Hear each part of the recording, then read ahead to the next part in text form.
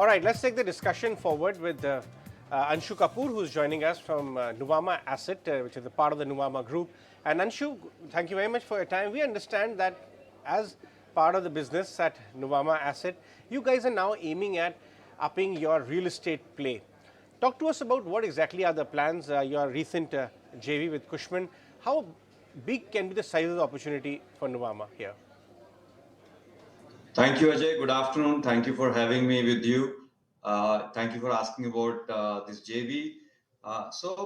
Maybe I can give you a little bit of on the size of the opportunity. Ajay, the commercial real estate sector in India is $100 billion asset class. This asset class is going to double over the next 10 years to become $200 billion. So it's a very, very large asset class. Just to give you a sense of comparison, private equity asset class in India is about $300 billion. So this asset class cannot be ignored. And this is a structural story. India today consumes or creates supply to about 50% of Asia Pacific supply. So Indian cities by far dominate Asia Pacific in terms of commercial real estate supply. It's a big asset class. However, it's been invested largely by foreign capital over the last 10 to 15 years. All the large funds that we know of, they've been investing in this asset class, and domestic investors have been left out. All the Indian investors, they've not been able to access this asset class. They have had very few products to choose from. The demand is there, but the supply of high quality institutional grade products does not exist. So that is our endeavor, to be able to serve that demand, to serve that opportunity, and give access to the Indian investors to our own commercial real estate assets and create value for them. So this is the kind of a synopsis of the opportunity. I'm happy to take more questions, Ajay. Right, clearly, I want to understand, Anshu, that whether it's commercial real estate or is it residential side, where exactly do you find more juice in terms of better returns for you and for your clients? Right. See, the reason I'm talking about commercial real estate as a preference here, Ajay, it's a very large asset class. Like I said, there's a lot of institutional participation, a lot of foreign capital participation. So it's a large, sophisticated market right now. And the liquidity profile, if you want to sell grade A plus buildings, there are buyers for that. And also, what works is there's an annuity profile, as in these are leased out assets which have an annuity profile. So from a asset ownership, value creation, and eventually exit and liquidity, the profile for commercial real estate is far superior right now.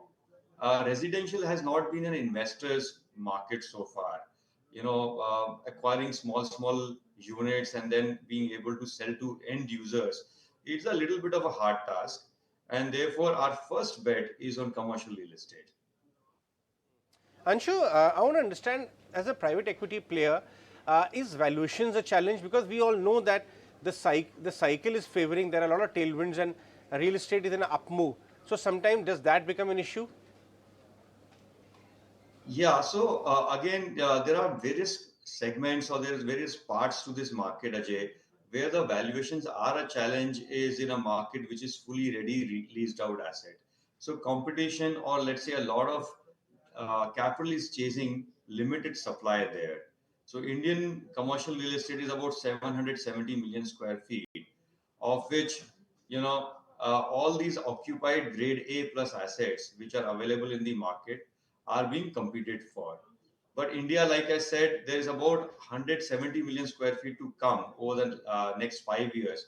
If you go a little bit on what we call new builds or under construction to come up assets, there's a lot more supply and less capital chasing them.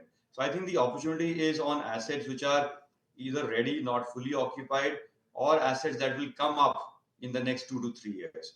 And that is the area we would like to focus on. Okay, one quick word.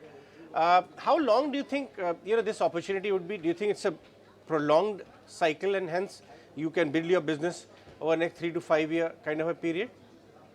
Yeah, good question, Ajay. Absolutely. I think our belief is that commercial real estate market will grow to a multiple of about 1.6 to 1.x to the GDP growth.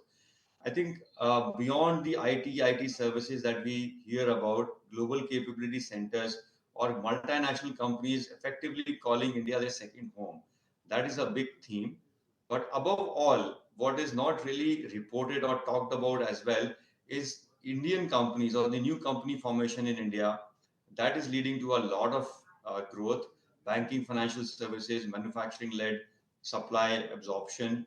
So, India per se is a huge consumer, and to add to that is the flex working spaces. So, India actually, the commercial real estate market is fairly well diversified. And as we build products or as we build more awareness, through your medium, perhaps we'll be able to give this data out to our Right. consumers to make the point that it's a very big asset class here to stay.